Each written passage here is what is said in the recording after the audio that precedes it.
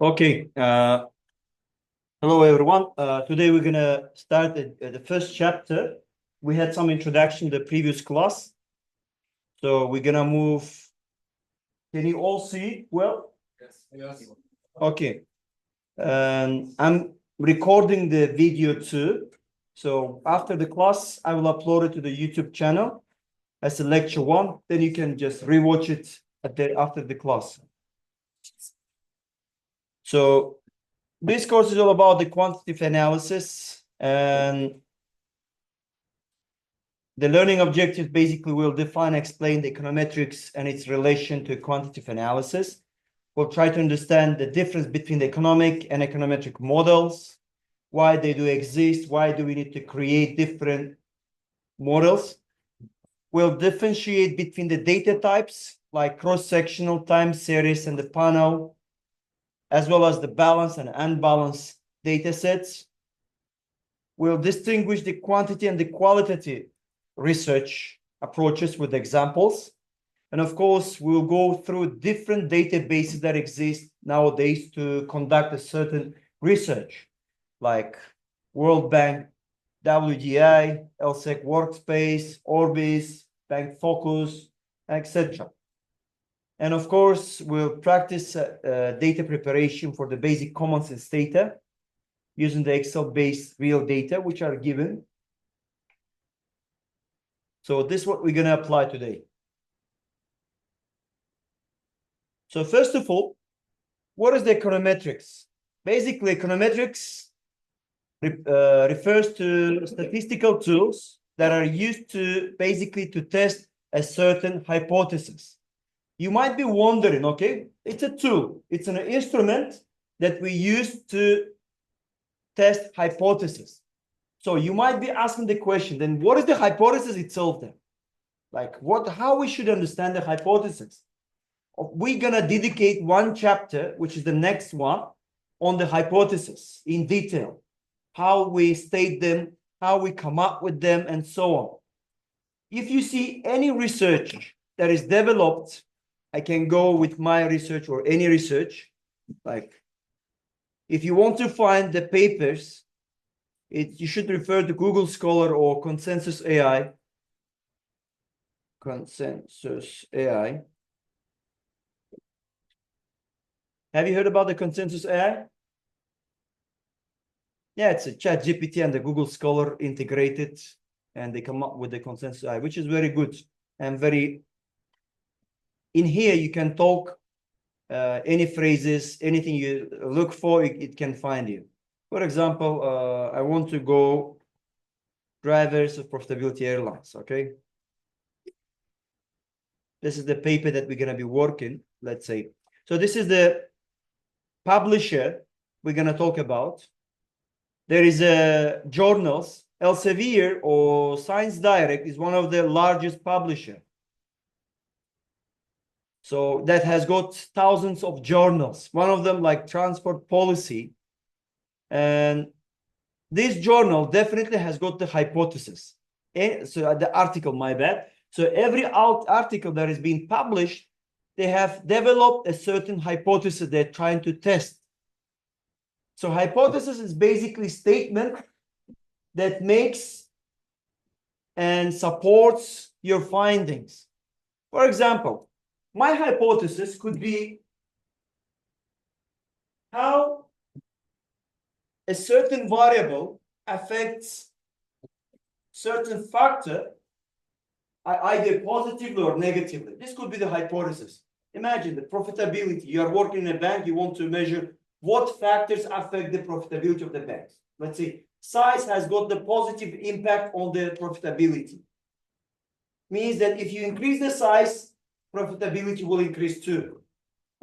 So the size positively contributes to the growth of the profitability. This is hypothesis. However, using the statistical data in Kazakhstan of all banks, and you found that opposite, that size has got the negative impact on profitability. So your hypothesis is not supported. Like you developed hypothesis, You made analysis, you found it out that size has got the negative impact, but you were stating has got the positive impact. On the other side, when you state a certain hypothesis, you should clarify or you should justify why certain item has got the negative or positive impact on variable. We say that size has got positive impact on profitability. Why? Can you guess or can you just give your clarification, your ideas on that? Why it could be the reason that size has got the positive impact? What could be the reason? Just guess, yes, just your opinion, guys. Be careful. What is the definition of the economics of scale? It's a good point. It's a theory which has been developed by one of the economists. But what does it state?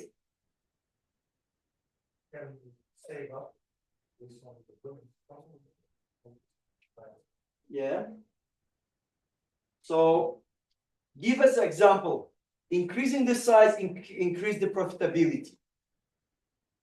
Basically, your fixed costs are fixed, and then your variable, that's why your overall profitability will increase once you have the higher size. So increasing the number of the branches of the banks, yeah, that's what we say, the increasing in size, yeah. Having more assets will boost your profitability. This could be the explanation of your hypothesis.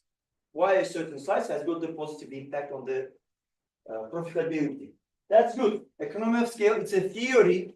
It's another issue which will come to that too. Okay, once you found it that it has got negative impact, which is this economy of scales of the theory support. So basically, whenever you develop any hypothesis, you should be able to justify that hypothesis. Why a certain? Or we can say the liquidity has got negative impact on the profitability. Increasing the liquidity, the profitability goes down. Why? In banking sector. This is my hypothesis, for example. Or it could be your hypothesis. Just think. Make your brain to think, like just brainstorming, like why could be the reason? Okay, just developing the hypothesis is not enough. You need to just justify it too. You need to give the reasoning, like why there is a certain impact on that. Increasing the liquidity, profitability goes down. Why? You have more cash in hand, you are liquid, you are strong. However, you are not reinvesting it somewhere where you could have earned money on that, yeah?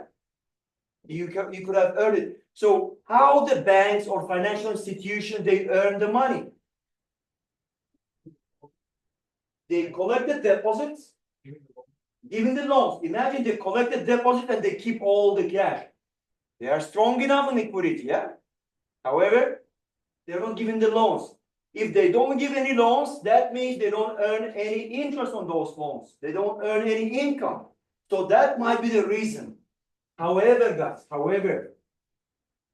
I found it in my research for Middle East countries, the liquidity has got the positive impact on the profitability. So the opposite of the hypothesis that I developed, but it does not necessarily mean that my research is not correct. No, in a specific countries, it works in an opposite way. It could be another difference. It could be another logic behind it. Maybe the customers saw that this guy or the investors, they are strong in liquidity and they put trust on that companies and they invested more in that company. This could be the explanation too. But it doesn't mean that explanation only this is valid. No, there could be thousands of explanations. But those explanations that you're going to be providing on hypothesis should be well justified. Okay? That's what we have the hypothesis. So economic theory is a conceptual framework of something. We will have thousands of economic theory. And one of the examples, as one of the friends have given it, it's economies of scale. This is the economic theory. So our hypothesis, if it's statistically supported, that means it goes in accordance with the economical theory. Economy of scales. If the size has got the positive impact, our hypothesis developed. Yeah? Here I have.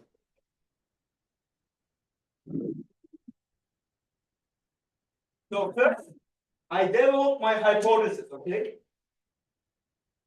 Then I test my hypothesis with the data that I collected.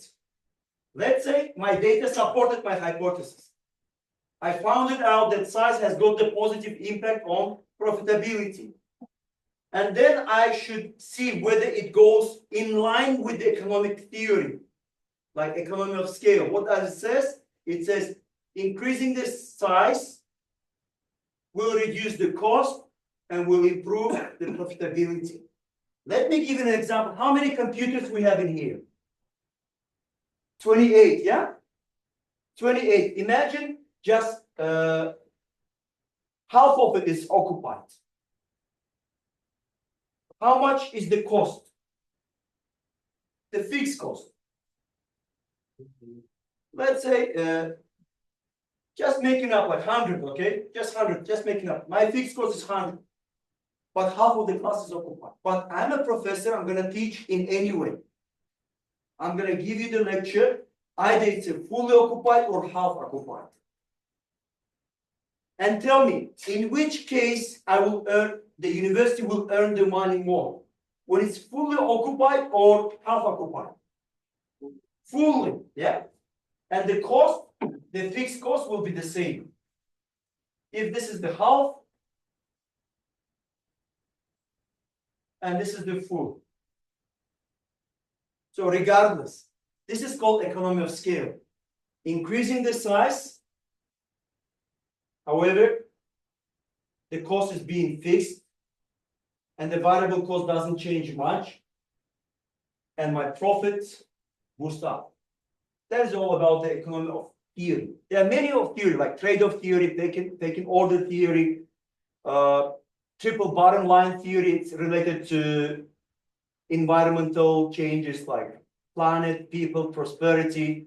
There are thousands of theories. It depends on what hypothesis have you developed, what data are you using, and that theory you should be testing. So basic idea of econometrics, it basically helps you to test hypothesis. And you understood why we need to test. For example, just give me your opinion. Why we need to test the hypothesis for Kazakhstan banking sector? Is there any such, like, there's a need for that or not? Can the bankers cannot they make on themselves the decision on that? As a researcher or econometrician, we can help them to make a decision more wisely and more in a proper way. Well, how? Because we'll make a forecast. We'll tell them, guys, for example, Kazakhstan size does not affect the profitability. The bank is second tier of the banks. It could be, if you found that, but the banks themselves, they open the branches, too many branches. And you'll stand and you'll say, look, guys, don't increase the size of the banks. Don't open many branches because your profit will not increase. Why? Because our result shows that the size doesn't have any impact. And you could justify, because the population is small, increasing the size doesn't increase the number of the customers. Something like this. So you make research, you give the recommendation not only to academians, but also for the practitioners. So nowadays, when you do the research, you do for both, for academia and for the practitioner, for the industry. Then it has the value.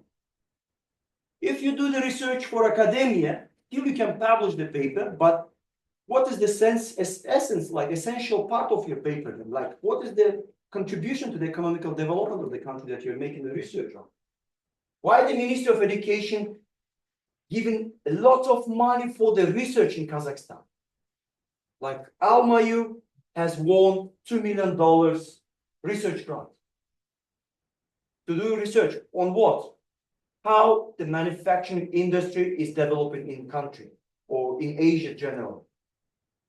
So people are working, they're scholars, they came together from different universities and they're making this research together. And then they will come up with an idea what is going on in Asia, on Central Asia specifically, and what will be the policy implication on that. So basically we'll be using the mathematics and statistics. Mathematics, some precise equations, some calculations, and statistics for empirical testing with the data. That's what we just said. Basically, the purpose is to turn the abstract concept into measurable, testable models, evaluating the theories, to predict, forecast the future trends, and of course, give some practical and social policy implications. Means give some recommendations to the industry and to academia. Application in finance, like modeling the asset returns and estimating the risk, forecasting stock prices, exchange rate, and volatility. You could be interested, for example, to measure the relationship between oil price and exchange rate. Maybe exchange rate in Kazakhstan and exchange rate in Russia. Before, it was positively highly correlated. But after pandemic and after the event that has taken between the Russian and Ukraine, the correlation has changed. Russian ruble improves, but the Kazakhstan tenge deteriorating in terms of value. Why? So this could be a good research. Before it was positively, then after it became opposite, or it just was uncorrelated. So it could be a good research to do it. So you can see, like, studying the impact of ESG and AI on performance or on competitiveness. Like, I'm involved currently in a research where we collected 4,028 firms. 4,028 firms for 10 years. Imagine 4,028 companies with the 10 years financial statements, income statement, balance sheet, cash flow statements. So we collected all these financial statements and we created a big database where we do this research for manufacturing industry in Asia. Why Asia? Why did I select Asia? For example, you cannot do the research, I will go with Zimbabwe, for example. You have to give the justification. Why did you select the Zimbabwe country? Or why you're selecting Kazakhstan? You cannot say I select the Kazakhstan for research because I was born here. It's my homeland. In research, it doesn't work like this. You should give a good justification. For every step that you take in research, you should justify, you should clarify. Why Kazakhstan? Why Asia? Do you know why the Asia has taken nowadays very good attention from the scholars, from the practitioners, from all around the world? What's going on with the Asian countries? Why the Asians, they started to play a significant role in the world nowadays?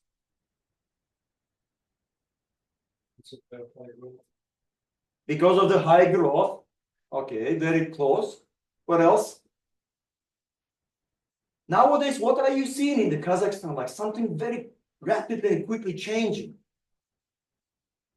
What did you see? Like what happened for the last 5 years? What did you see? Something unusual.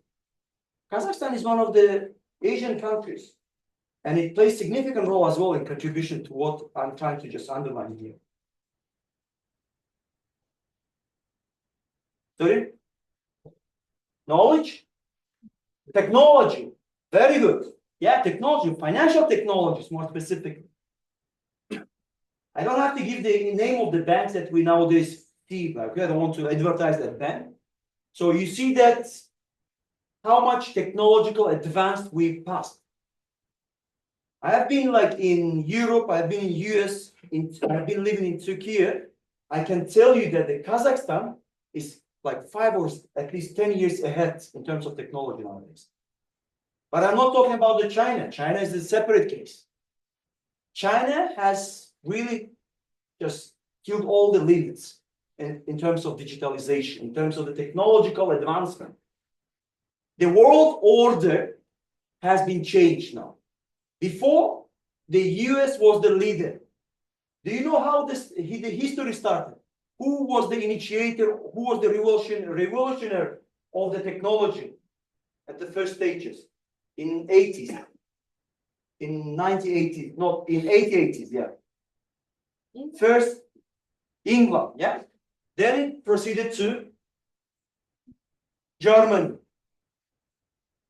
Then all European countries, they started to copy from England, from Germany to improve. Then US said, let me go and take it. They copied. And then Japan came, they copied from US. Now you can see the Japanese manufacturing companies and how much they are developed and how much they are advanced. Of course, they have some issues nowadays in their economy. It's another story.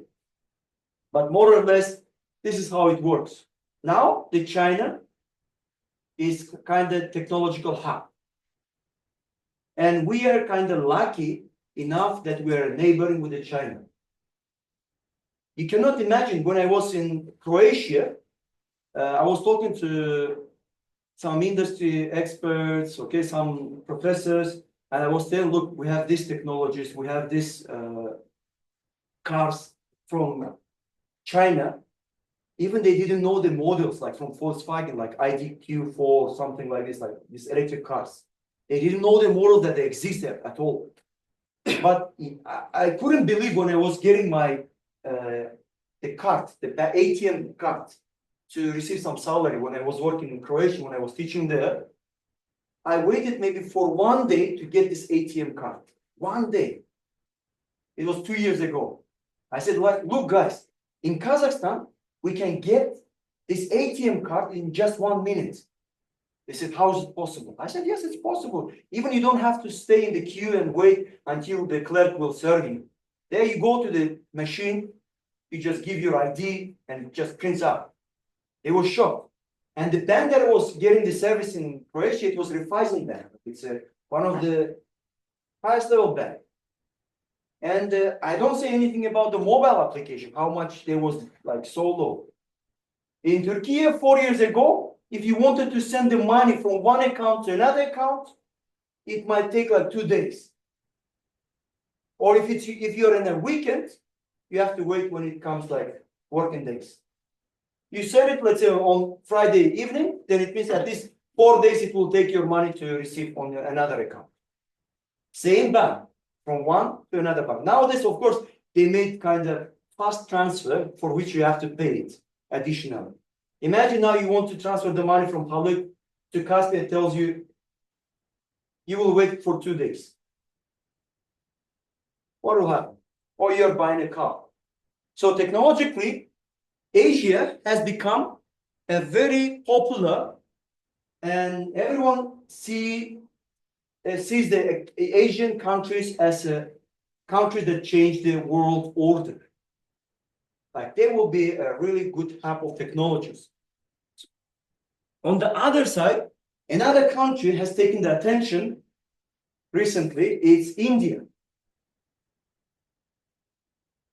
And there's economists and financial analysts, they say that India will overcome the China in 5 years. And the growth of the India will be much, much higher than the China. In China, there is a problem. There is one problem that they had. But in India, they don't have that problem. And because of this, the growth of the India will be much, much faster. So it's another kind of 2 countries for comparative analysis for research you can conduct. And can you tell me what could be the reason? What is the issue with the China? Like what's something like pulls the growth of the China that makes a kind of barrier for growth, we can say? Aging population. Aging population. It's for Japanese, I can say more. The Chinese, they speak only Chinese language, right? Yeah, language barrier. That's correct. Perfect. Language barrier. But in India, they speak both. Even it's a bit broken English, but still they can express. They can express, and they know what they are doing. But in Chinese, one of my colleagues is teaching in China. He says, "You don't know how much it's tough for me to teach in English in here in China. Why? Because the people, most of them, they don't understand the English. They get translator, and the translator kind of teach them to translate. And it's very difficult. Imagine now I'm talking like one sentence, and I'm waiting for the translator to translate this and explain it. And I have to explain to the translator the topic itself, so the translator will not have any problem in translation. But on the other side, I see that this artificial intelligence will help kind of to overcome this barrier, because like simultaneous translation, and it will help you to go with it.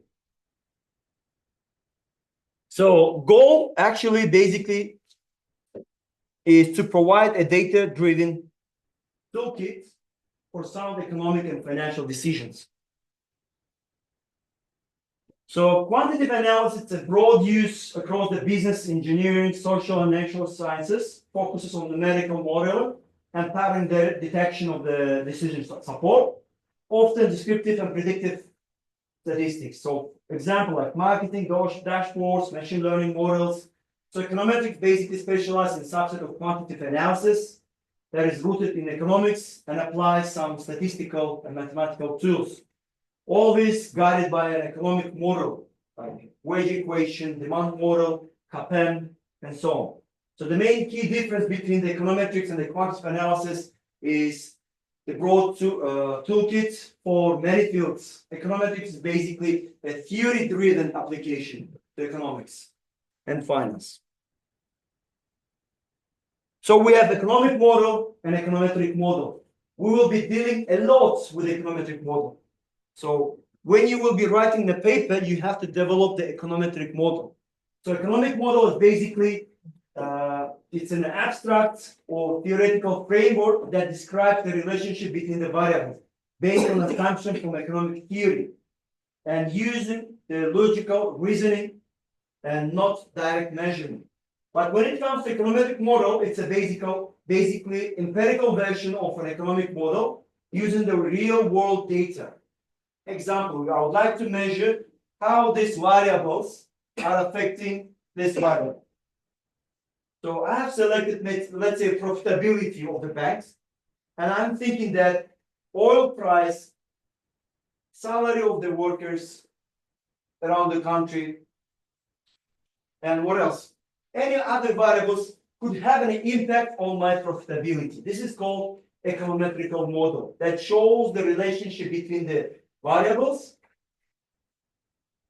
And the key difference between economic model, basically, it's a theory-driven, and there's no error term on the quantitative insight. When it comes to econometric method, it's a data-driven that includes error term.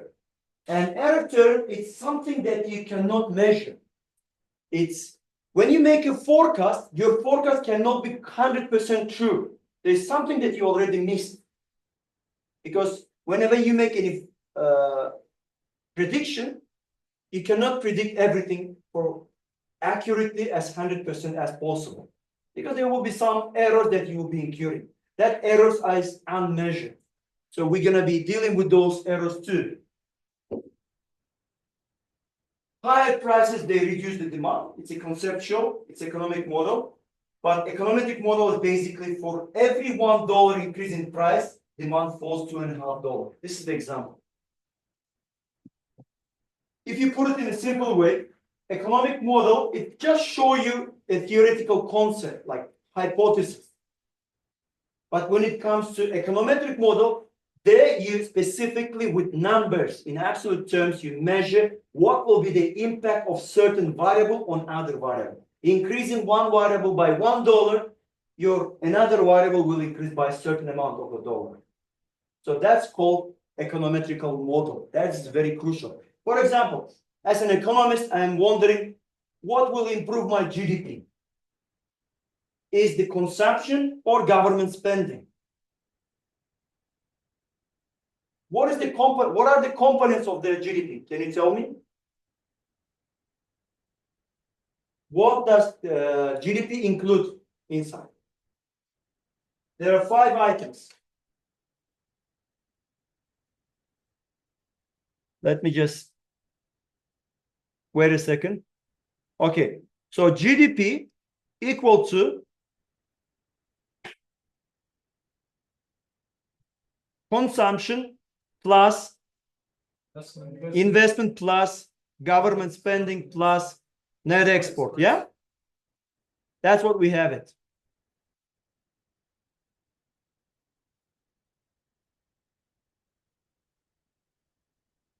Okay, it doesn't increase. Anyway, so You might be wondering, increasing the consumption by $1, by how much your GDP will increase. This is econometrical model. Or if you're just seeing the conceptual framework, it's just economic model. So any paper is written should have econometric model.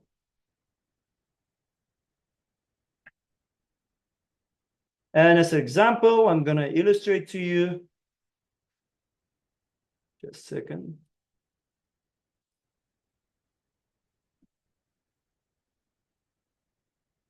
Here, if I go down, I hope I have. No, it's actually, it's only, we don't have the access for. Let me get my article.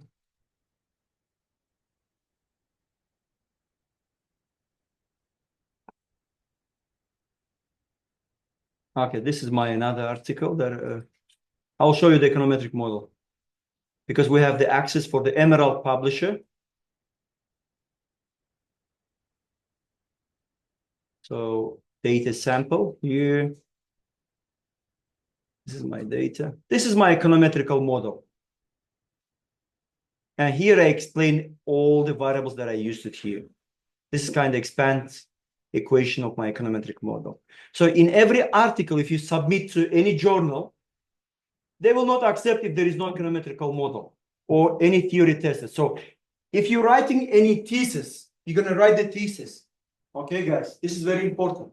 First, hypothesis should be developed. Then your hypothesis should be supported by data.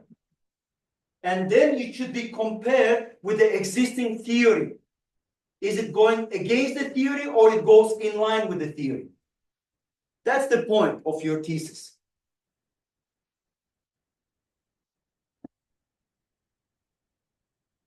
We'll have more practice. You'll understand better when we go further for it.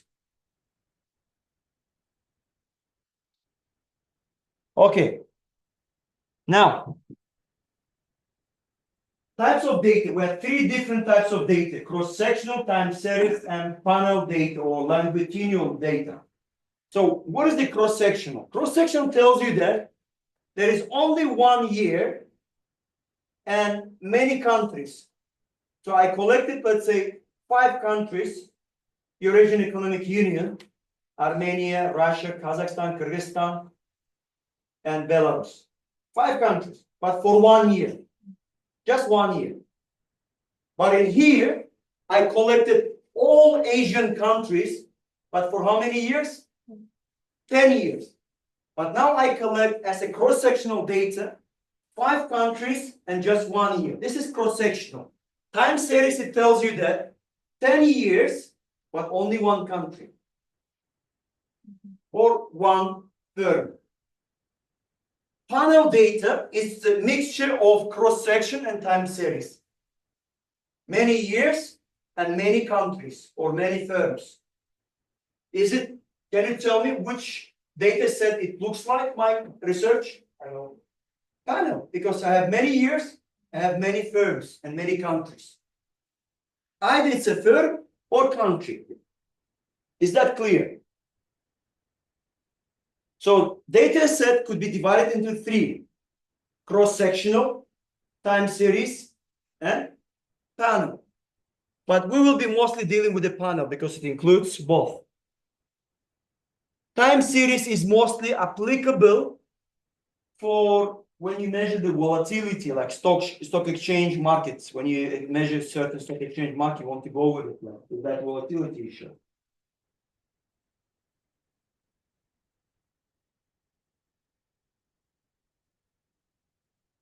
And of course, the data could be balanced and data could be unbalanced.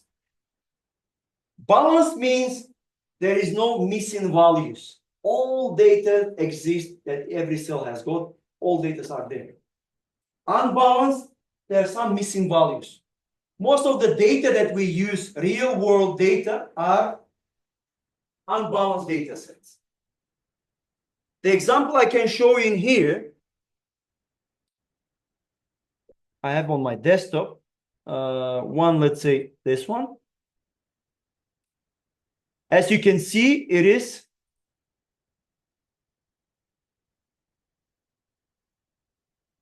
Now, is it balanced? Yeah, it's fully balanced. There is no missing data.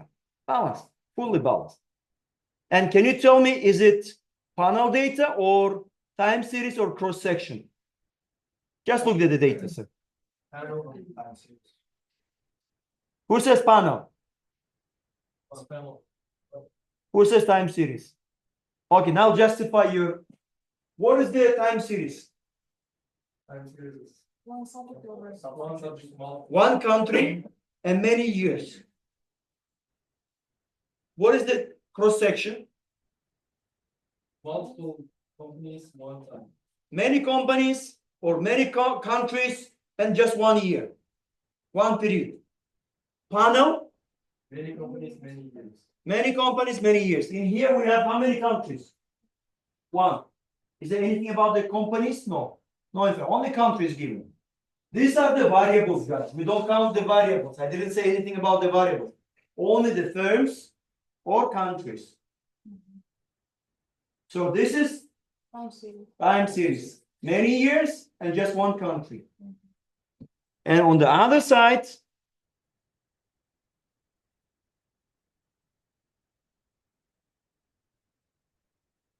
I have my data.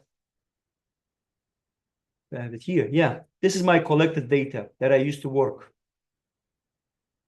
Okay. Oh. This is the data I was collecting by hand. Guys, when I was doing my PhD in 2015 in Cyprus, our university did not purchase the subscription for the database. I'll explain it. It was really interesting and very tough for me, but I was able to manage it. So first of all, tell me, is it balanced or unbalanced? Unbalanced. You see, there's a missing values. And it's a panel. You can see that we in here I have collected financial statements for 10 years for 321 banks manually. I was going to every bank website, downloading the financial statement for 10 years and putting this number by hand. And then it took like 2 years for me to do that. I had like this bunch of papers next in my office when I was doing PhD. My eyes was like this, all like from morning, I was going to sleep. I was dreaming about these numbers. I wake up with these numbers and go again and put this number. And the interesting thing is that my university, I was doing my PhD, they purchased the subscription to the database of Bank Focus, which I will talk later at the end of the slides. The subscription for that database is $100,000 per year. So university pays every year 100,000 bucks to just allow the researchers to download the data. Then I was able to download data, this old data, just in 2 hours. It took almost 2 years for me manually to download all the financial statements, the graph for each year and put it here. And then my university, when I finished, my university bought that subscription. They waited for me to finish it.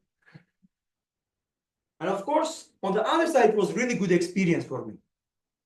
I really enjoyed it. I know all the financial statements. If you ask me specifically about that specific bank, I will tell you about specific bank. Imagine 321 banks.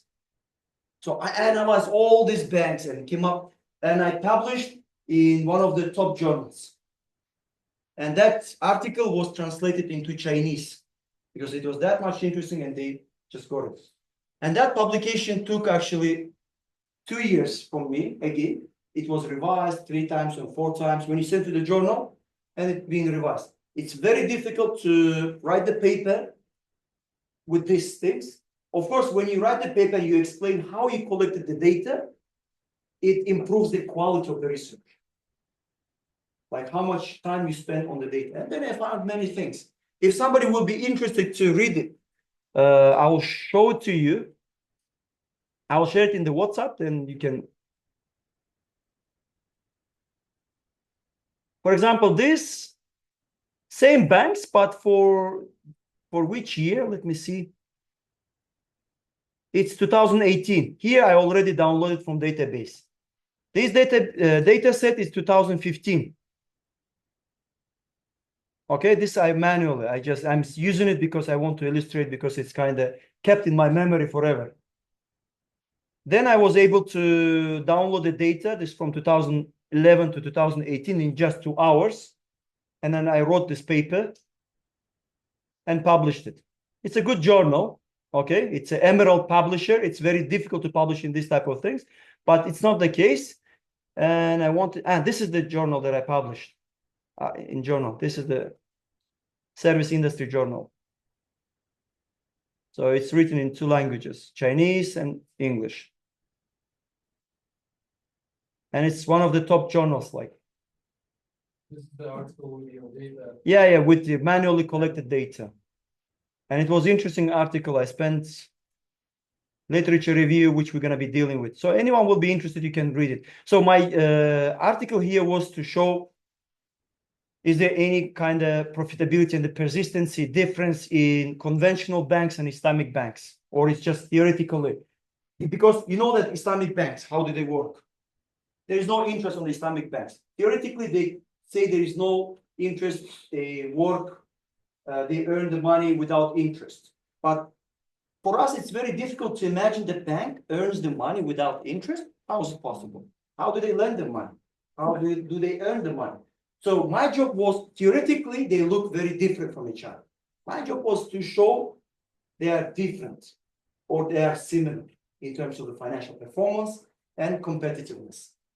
If they're different in terms of what and statistically supported, and whether they're aligning with a certain hypothesis or not in a certain countries. You can read, it's very interesting.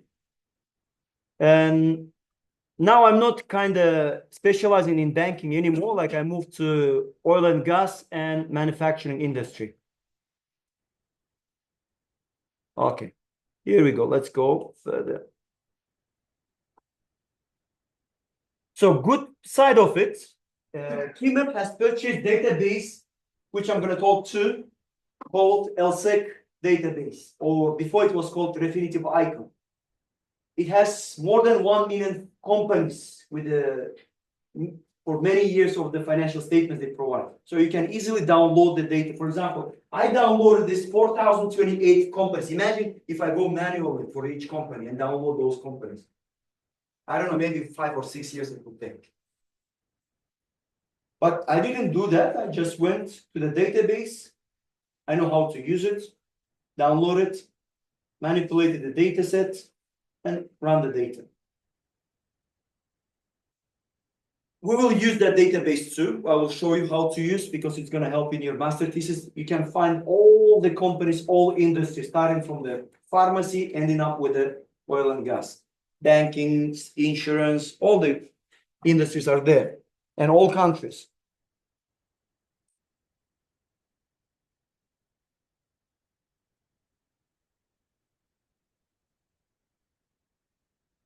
Okay. So basically, there are 2 types of research, quantitative and qualitative. We will be dealing with quantitative research. Qualitative research basically focuses on understanding the meaning, experience, perspective using non-numerical data, mostly based on questionnaire. Quantitative research is based on measuring, analyzing the variables using the numerical data and statistical techniques. And of course, there are some classical research exists, like basic, like fundamental research. It aims to expand the knowledge without immediate practical application. Applied research is a target-specific and practical problem to find an actionable solution. Exploratory research, descriptive research, and explanatory research. And of course, there's some laboratory research too. Some common methods used in quantitative research. Some of the very popular ones. Ordinary least square, it just shows the relationship of one variable on the other variable. Fixed effect, random effects, feasible generality square, panel corrector, arch, garch, like volatility measure, co-integration just measures whether the relationship between 2 variables that unidirectional or bidirectional. And it's just an example. There are thousands of techniques are given. If you want to be a really good researcher, you should be able to use these techniques to show that your data is validated. You might say, like, why should I know this? Like, why should I do this? But if you're planning to go and work as an economist or financial analysis, you need to be able to use this type of techniques. Like nowadays, it's very popular to be a data analysis. So those who are data analysis, they are aware of what is the regression analysis. They are aware of what is the descriptive statistics, how to use them. Basically, you need to kind of validate the data set that you're using. You need to say that this data is reliable. Why? Because I use these techniques and they show the reliability. So you can trust on my data. It's not just randomly collected data and I'm just saying the relationship or just forecasting. So basically, these techniques help you to forecast. At a budgeting committee, I'm in a budgeting committee too, we use this technique. Well, some of the techniques are used there to make a forecast how many students will be registered next year. We have like 5, 6 methods are given, and we see the results. Like one method says this much students, one method says this much students, and we compare them. And the most decent one and the most kind of accurate one is using the artificial intelligence, like neurons techniques, by applying machine learning system.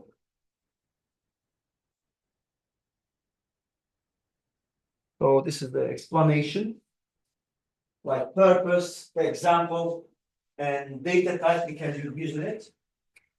But you don't have to memorize it, guys. I just gave you as example for you to understand better, kind of guideline.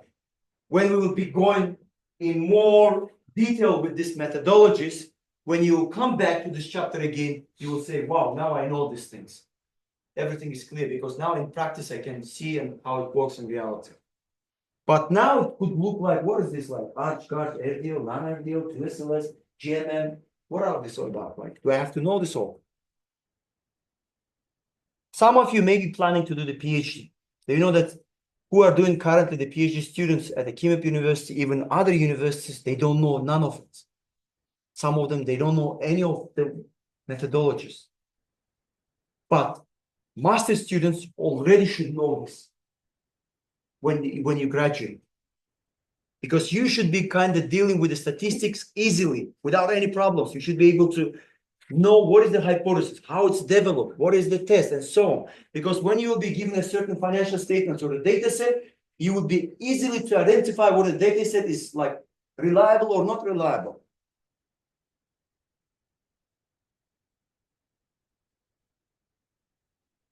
And qualitative research, it includes like interviews, focus groups, case studies, ethnography, content analysis, narrative analysis, grounded theories. However, in this course, we're not going to touch any aspect of the qualitative research. It's more quantitative because as the name suggests, quantitative analysis, okay? And one thing I want you to take the attention from it, if you kind of on the side of making qualitative research, maybe you're kind of, even if you're a finance person, you can do the qualitative research. You might be measuring the behavior of the investors or any behavior of the companies. You might be willing to go with the interviews or questionnaire. There is a very critical issue that you should be taken into account is called Institutional Review Board. Every international accredited university, they have IRB committee. What is it about? If you want to do a qualitative research, means you want to do some questionnaire, some interviews, you should get the approval from the IRB. If you don't get any approval from IRB and you already performed the questionnaire with a human, then your research is kind of canceled automatically. You cannot do any research unless you get the approval from it. You submit the proposal, they put the kind of, this is okay. Okay, at Econometric University, we have it here. In case if someone has decided to go for qualitative research, not in this course, but later for your thesis, then you have to go to KIMEP website. and you can see here IRB. You go there and read it. What are the criteria to do the qualitative research? Don't do unless you read it. So this is very significant. It's my job to tell you. Otherwise, you're going to be, because we faced the last year, 5 or 6 students, they wrote the whole thesis on qualitative research in finance, in MBA. And then what happened? Their thesis canceled, fully canceled. The idea was not accepted because they did not get approval from the IRB. Because when you interact with a human, then you have to ask the permission. And what type of question you're asking? What are the questions that you distributed? Are they violating the rights of the human? Maybe there's some question that you cannot ask, but you're asking it. Maybe some political sensitive topics that you touch, which you should not touch. So IRB should give you the approval, then you move with the qualitative research. I hope that I did not discourage you from qualitative research. My purpose was not discourage you, but make you to be informed if you're kind of on the keen of getting the qualitative research. Yeah.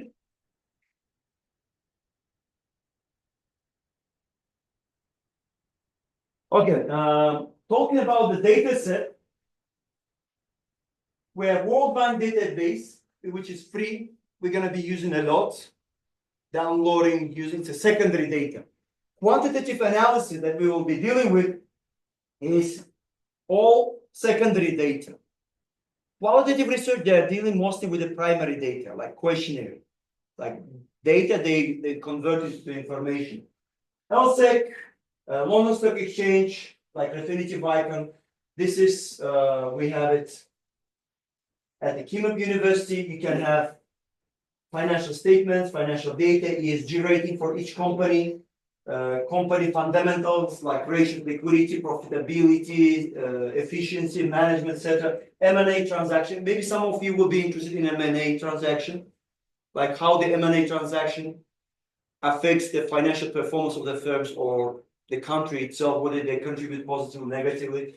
Some of you will be with the banking, okay, they're like banks as well. And some analysis forecast. Bank focus, like Bureau One Digit, that is the one of the most expensive. For example, if LSEC database, it's around like $40,000 per year subscription, but this one is around like $100,000 in 2015, but now maybe 150,000.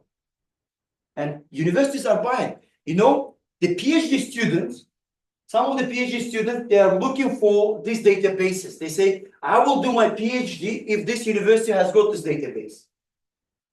They will not do. Now we have this Refinitiv Icon, and we receive one PhD candidate from Turkey, one from Norway. Imagine from Norway, they applied at the Kimop University. Forget about the Kimop, okay? In Kazakhstan. He said, I want to do my PhD in here. Because of what? Because of the availability of the database. Not all universities has got this database because it's very expensive. You might be asking, why university needs it? Because university has to be not only the teaching base as well as research base. They should be developing both. This is very significant database. Bloomberg terminal is very expensive too. It's around like $70,000 to $60,000 to be subscribed. IMF data, it's free.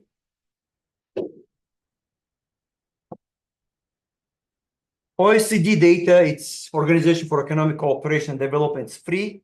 UN data, it's free. S&P Capital IQ, you have to pay. Thomson Reuters Icon, you have to pay for it. Now it's a part of Refinitiv. And so on. So these are the databases that we will be dealing with. For example, in my research for these manufacturing firms, I used OECD data. From OECD, I got artificial intelligence variable, AI. So my job was to see how AI affects the financial performance of the manufacturing companies. Is it accelerating or slowing down? And on the World Bank data, I used as well. I used environmental metrics, like environmental tax issues, like ESG, environmental social governance. And of course, I use LSEG data. So I use 3 databases. More databases you use and just merge them. You know, to merge, to download, it's okay now. It's very easy. Now, another challenging part, when you merge them, you need to merge like accurately and correctly. You cannot just put them together like a soup. You put the salt, all the vegetables, all the ingredients, and just stir it. You have to put everything in order, which I will show it to you as well. There are some formal orders are followed. Guys, sorry, I'm talking too much today, but I have to, I'm not making you to be involved because this is the part you have to know. Then we'll dive into practical part. Then after this class, we'll have more practical part. You will be working and working. And of course, due to this beautiful websites, our research couldn't be better. To write one paper, for example, my first paper, when I wrote it, I've been studying like in English maybe for 10 years. Like I've been taught for 10 years, like I was learning, like I was like, even when I was dreaming, when I was sleeping, I was dreaming in English. Though my English level was not enough to write the paper, academical paper. Because when the journal they accept, they say, look, guy, you have American and you have British mixed, which we don't accept. It should be purely either American style or British style. And it should be academic. There are some words, even there are synonyms, but you cannot use them. It should be academic words. Find the right word to use it. So then they said all publishers, they have their own editing service. They say, come, submit your paper, we'll edit based on the requirement of the journal. And I paid like $1,500, almost $1,500. That was expensive. And of course, some proofreading required too. They did it, everything. But now, ChatGPT, the Qbot, the consensus, these softwares and tools made your life much easier and saved a lot of money. For articles now, I don't send to any editing service. If I want to make my results, let's say, what I do, I write my paper, hold it, then I put it in the Qbot and say, please make it, or into ChatGPT and make it American style. Change the words if there's some British things. Because myself, sometimes I don't like make any difference, like either it's a British or American word that I used to. So grammatically free. But I will teach you how to use this AI so to be on the ethical side. Because you can even, as I told you before, I'm an expert, as a research expert in some university in Kazakhstan. I give them instruction, please write a literature review. What they do, they go directly to ChatGPT, they say, ChatGPT, give us literature that Alimshan asked. Boom, they give you and I can read it and I can understand it's directly generated from ChatGPT. It's not the human written. Even they make a humanized or something. I know that the people capacity and capability, they are not able to write in that level. Even whatever I ask, they do something else. So ChatGPT is very good, but when you know where to use it and to use them so with the certain prompts, you cannot just say to generate, which is not really good. The Qbot is good too. Consensus AI, it's a ChatGPT and the Google Scholar when you merge them. And it gives illicit, sites, scores, scholarly, EndNote, Grammarly, Perplexity, and Atlas. And there is one more, Mendeley, that helps you to deal with referencing. That is a very beautiful program. I use it too. Okay, this is the task that we will be dealing. Okay, about the attendance, I have to take the attendance because attendance, it's very significant because nowadays, in this year, it has been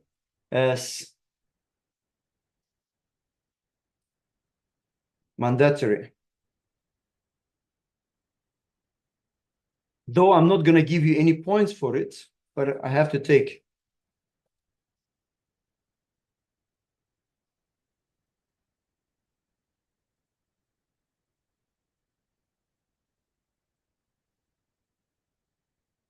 Let me start.